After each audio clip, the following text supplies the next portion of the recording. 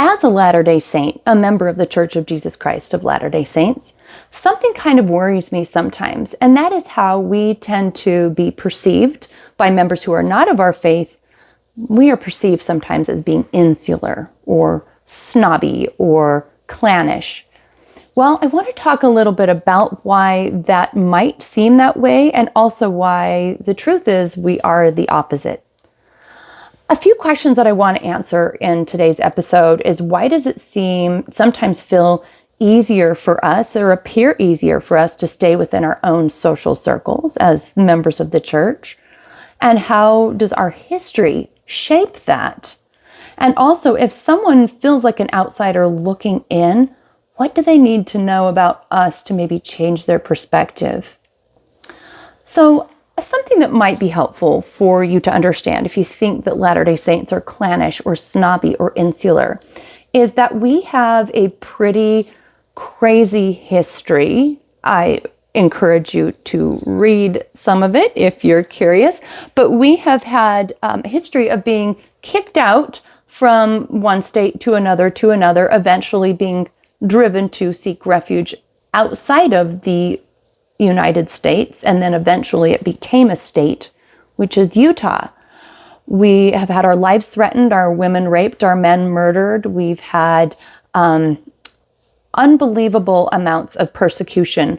And I have spent quite a bit of time this last year reading histories of some of the early prophets and apostles and church members, and it's so fascinating how I would say our church now acknowledges a lot of the persecutions, but they do not ever say how intense it was. Since I've read some of the first person histories of some of this early persecution, I would say it is just outrageously traumatizing.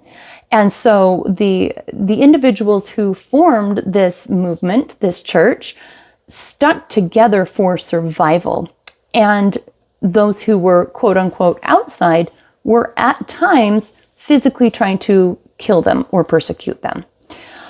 So that is kind of in our DNA at this point, as that there have been and continue to be at times some pretty severe persecution, and there have been a lot of threats to actual survival.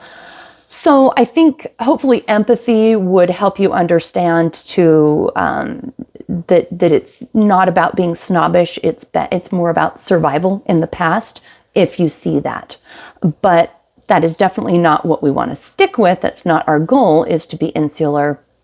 It just can show up that way a little bit because of having to leave and go to Utah and create this tight community where we had to stick together for economic and physical survival. We also stuck together for spiritual survival. And so there became some evolution of traditions and teachings that began to probably feel very different from the rest of the world. Because again, geographically removed, we have this exodus, we have all this persecution. And so that has, a lot of that stayed with us.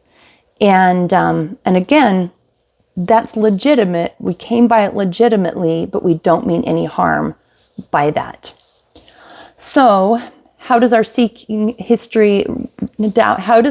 refuge in the West shape the way we're viewed today? Well, it probably impacts it negatively in some ways, because I don't think most people, even me inside the church, I haven't realized how much persecution and danger there was until I've read a lot of firsthand historical accounts. I highly doubt that most people outside of the church would have studied that and be aware of that either. So it probably just makes us appear kind of difficult.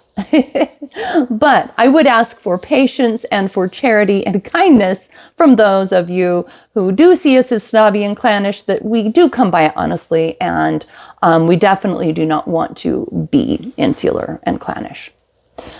So another question is, why does it sometimes feel easier to stay within our own social circles, and how can we push past that? That's something that we talk a lot about in church, is how can we love as Jesus loves? How can we go out and minister to people regardless of their faith or their belief status or anything about them, but just to see all of God's children as those to whom we are to minister. If anyone's in front of us, we need to be aware of them to help them.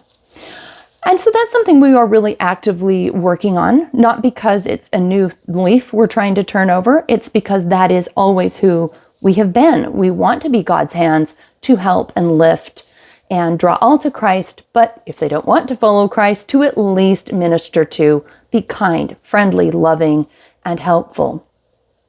So if someone feels like an outsider looking in, what is something they should know about our desire to share the gospel? Well, I would say we want to draw all people to Jesus Christ. That's why we can appear a little pushy about the gospel. I do want to reassure you that if you do have someone that tries to, it appears, be pushy with the gospel, that you just politely say you're not interested if you're not interested.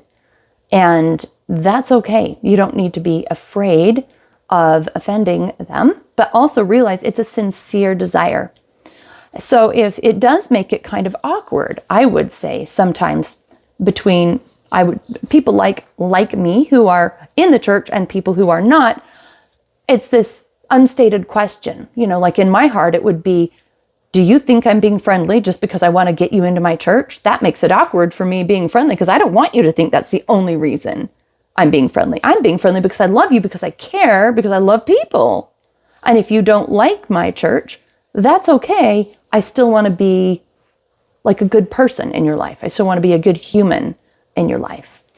But it can be a little sticky when I perceive, and maybe I'm wrong, but sometimes I'm right, that someone thinks, oh, she's just trying to appear churchy or appear a certain way or get me to come to church. So it goes both ways, that there can be misunderstandings.